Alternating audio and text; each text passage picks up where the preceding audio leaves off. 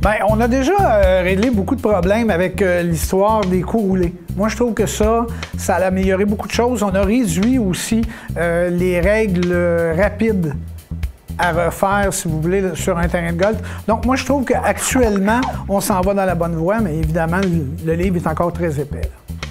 Pour moi, la règle qu'il faut jouer avec la même sorte de balle durant toute une partie en compétition me semble ridicule.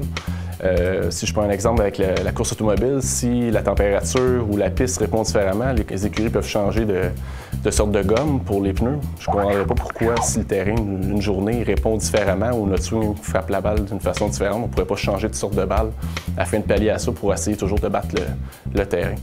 En fait, toutes les règles de golf me semblent assez inutiles, dans le sens que je suis content que le golf ait des règlements, c'est bien important, mais on est le seul sport au monde où 95 % des joueurs qui jouent au golf ne connaissent pas leur règlement. C'est le seul sport, je n'en connais pas d'autres, où les gens jouent à un sport et ils ne connaissent pas les règlements. Alors probablement que la plupart sont inutiles. Bien, je dois dire que, premièrement, la refonte qui est annoncée pour 2019 va régler un paquet de questions qui sont un peu, disons, qui méritent d'être changées dans les règles. Mais celle que je changerais, c'est celle où on est pénalisé si on déplace notre balle sur le verre par accident. Donc, j'enlèverais cette pénalité-là. Un méchant paquet. Toutes les règles de golf qui retardent le jeu. Le temps limite pour chercher une balle, on arrête de la chercher, ta balle. Là, hors limite, des fois, on est juste un petit peu hors limite, mais finalement, elle l'est. Donc, il faut que tu retournes au tee, ça retarde le jeu. Une balle perdue dans le bois, ça retarde le jeu. Toutes les règles de golf qui retardent le jeu, d'après moi, sont inutiles dans la game.